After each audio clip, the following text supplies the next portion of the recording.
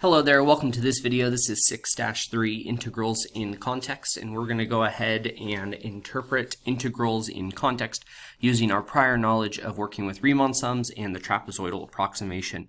Example number 1 is a prior knowledge example that I'd like you to try on your own here in a moment. And it says, an amusement park opens its doors at 9 a.m. t equals 0. The rate that people enter the park at time t is modeled by the function p prime of t in thousands of people per hour. Selected values of p prime of t are given in the table above, and they would like us to use the trapezoidal approximation with two sub-intervals indicated in the table to estimate the total number of people that enter the park from 9 a.m. to 2 p.m. Please go ahead, pause the video, and try this example. I'll show you the solution here in a moment.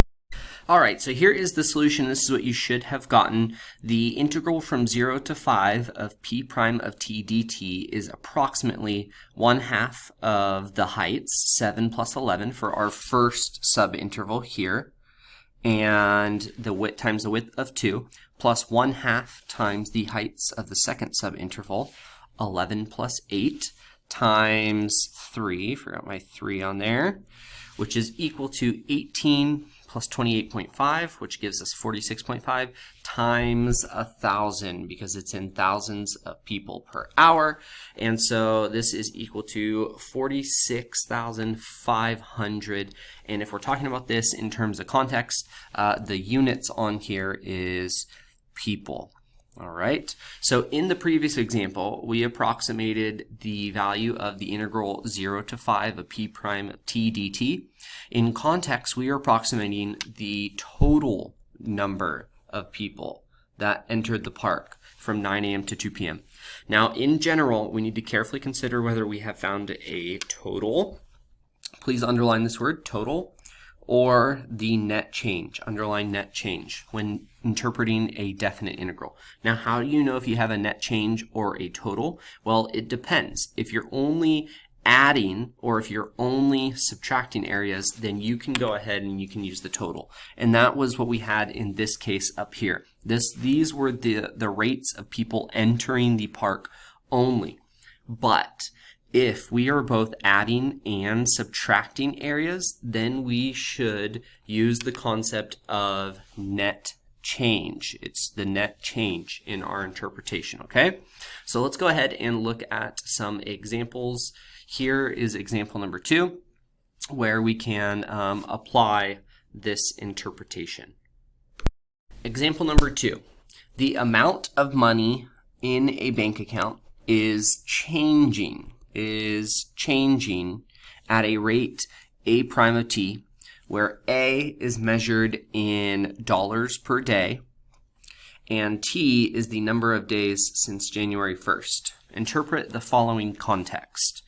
The integral from 0 to 10 of a prime of t dt is equal to negative 853.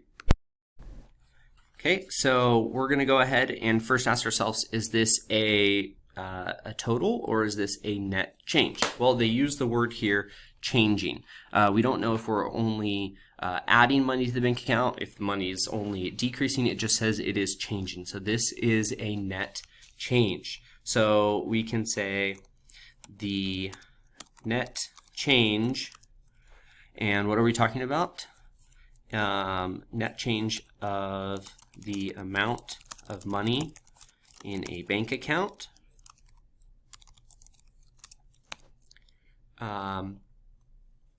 is $853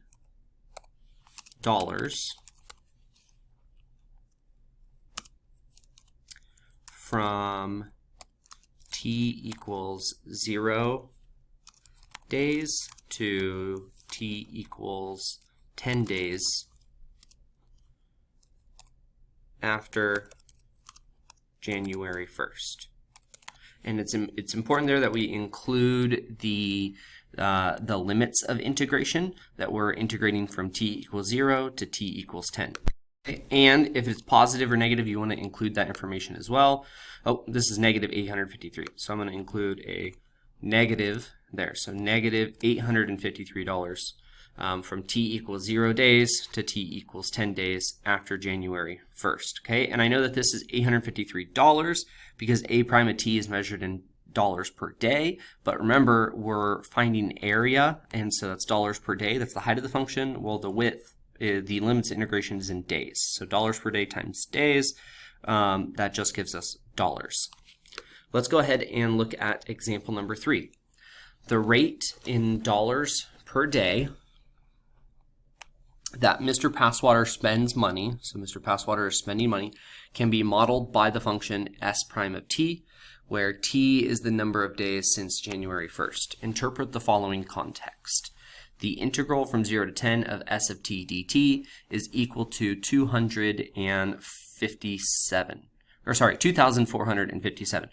So in this context, Mr. Passwater is just spending money. He's just spending money. He's not making money with this function. It's just spending money. So that you can imagine that this is a purely decreasing function if you're thinking about it from a bank a bank account standpoint, or increasing if you're just tracking how much total money you're spending. So this is a total. This is a total. So we can say the total amount of money spent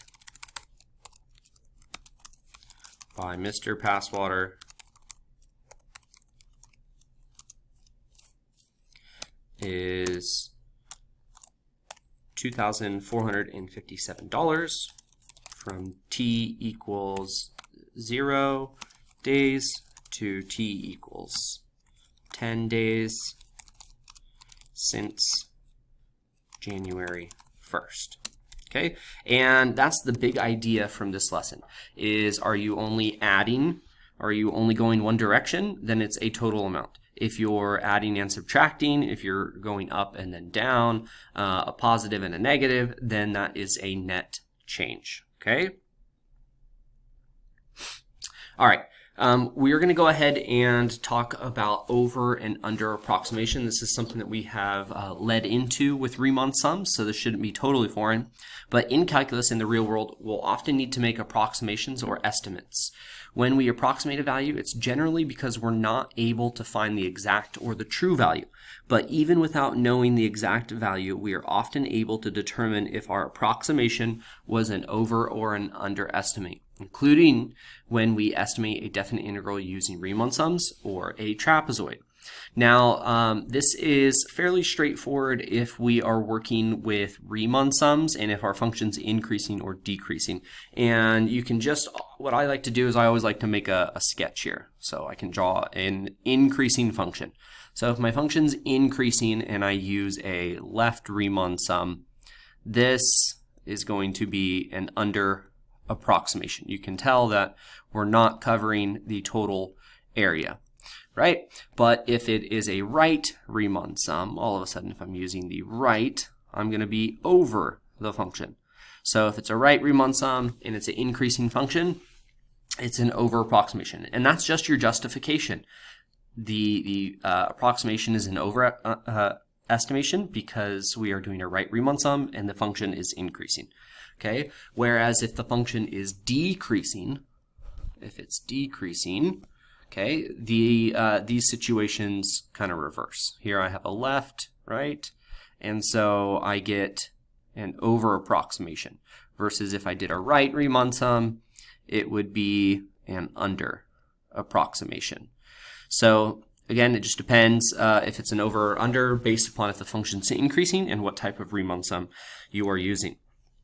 Now, when it comes to midpoint Riemann sums and trapezoids, it depends upon the concavity. So if you're concave up, let me draw a concave up function right here, and you're doing a midpoint, then your explanation is going to be an under approximation. Okay, and I can draw here a midpoint, and we're going to get an under approximation. So here will be our next midpoint, and you can see that you may have a little bit of over approximation here, but you have a lot more under approximation. So if it's concave up, you midpoint's an under approximation versus concave down. Concave down, and I'll make it easy on us to see this. Here, I'll make it the vertex. We can see we have an over approximation. Okay, now with trapezoids, it is reverse. So if I'm using a trapezoid method, if I am concave up, this is going to be an over approximation because I'm taking the heights and I'm going over our concavity here, okay? And so here and here, this is going to be an over approximation. Still probably better than a Riemann sum, but it's still an over approximation. Whereas if I have a trapezoid on a concave down, this is going to be an under approximation. Okay, so the common questions are these up here, dealing with left and right Riemann sums. You may see a midpoint or trapezoidal over under approximation question, but I would say that would be extremely rare. So let's go ahead and look at this example and see what they ask. So it says the function f is twice differentiable with f prime of x less than 0 and f double prime of x greater than 0 on the interval 2 to 7 as shown in the figure above. Let L of s, R of s, and T of s represent the left Riemann sum, right Riemann sum, and trapezoidal approximations for the integral 2 to 7 of f of x dx. Which of the following inequalities are true? Okay, well, just thinking about this, since f of x is decreasing,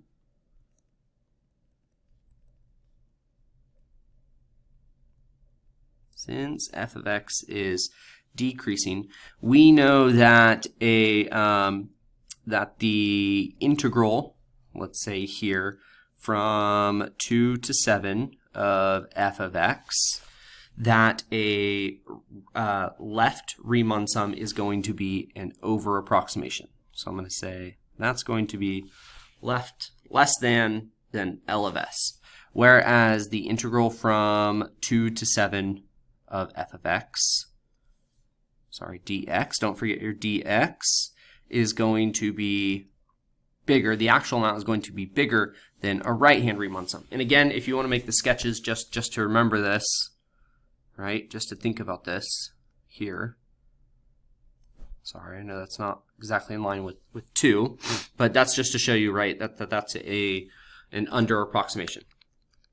Okay, so now let's go ahead and let's look at these options. So L of s is less than R of s. Well, we know the left-hand Riemann sum is going to be an over approximation, and R of s, sorry, I should say R of s over here. R of s, that's an under, right? This is under R of s, and then this is over. So this is false, because we know that L of s is bigger than R of s. Okay, B gives us this option, C gives us this option, and then D does not have a L of s, or does not have an R of s, okay? But it does hold up because L of s is greater than the integral from 2 to 7. Okay, so now let's go ahead. We also see notation here for T of s. So we'll talk about the trapezoidal sum. So with trapezoids, we can say since, let me put this in a different color. Since f of x is concave up, I know that a trapezoidal sum is going to be an over approximation. This is going to be an over approximation. Okay, so let me say the integral from 2 to 7 of f of x dx, that's going to be less than a trapezoidal sum. But it's not going to be as much as a left-hand Riemann sum. So if I was to put these in order, I would say R of S is definitely less than L of S, right? L of S is an over approximation. So is a trapezoidal sum, not as much. And where's the actual area? Well, the trapezoidal sum and the left-hand sum are over, and so the actual integral fits in right here. So f of x dx. Okay, so that would be kind of the order. And obviously I went into this, more in depth, and some of this is intuitive. Like we could have also crossed off C, right? Because L of S we know is an over approximation. So really it comes down to B and D, and a trapezoidal sum is not as much of an over approximation in B than a left-hand Riemann sum. So, sorry, I should have crossed out B. Okay, and so our answer is D. There you have it. Okay, so we're going to go ahead and look at this example. Example number 5, and it says for 0 less than or equal to t less than or equal to 6 seconds, a large glass is being filled with water at a rate of w prime of t, measured in ounces per second. Selected values for the decreasing function w prime of t are given in the table above. So they tell you it is a decreasing function. They say approximate the integral from 1 to 5 of w prime of t dt using a left Riemann sum with the 3 sub-intervals indicated in the table above. Okay, so 1 to 5, I have 3 intervals. I like to go ahead and clearly see my widths here.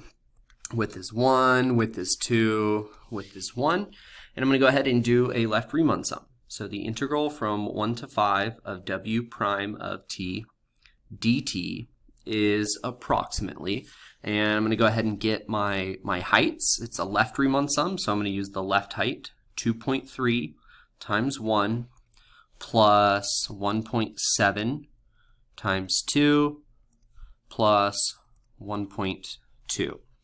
Okay, so we get 2.3 plus, what would that give us? 3.4 plus 1.2, and put that together we get, well, this gives us 4.6. That'd be looks like 6.9. Okay, and then the units. So it's measured in ounces per second, where our t-axis is seconds. So this is going to be ounces, if I can spell ounces. Okay, so B, using correct units, interpret the meaning of the integral from 1 to 5 w prime of t dt in context of the problem. Okay, well, we can go ahead and say this is a purely decreasing function, so this is going to be total. So we can say the total amount of water filling a large glass is about 6.9 ounces. And I'm going to include the time from t equals 1 second to t equals 5 seconds. C, is your answer from part A an over or an under approximation? Well, we're decreasing. Think about a decreasing function. And again, if you forget, just draw a decreasing function. And we're doing a left Riemann sum. Left point down. Back to the function, left point down. This is an over approximation. Give a reason for your answer. So we would say 6.9 is an over approximation. Over approximation. Because w prime of t is decreasing, and this is a left Riemann sum. And there you go. That's it. All right, I'm going to go ahead and wrap up this video. I will post a second video for the next two. The next two are practice problems, so you can go ahead and try those. Pause the video, but I will post another video going through those answers. Go ahead, like and subscribe, and I'll catch you in the next video.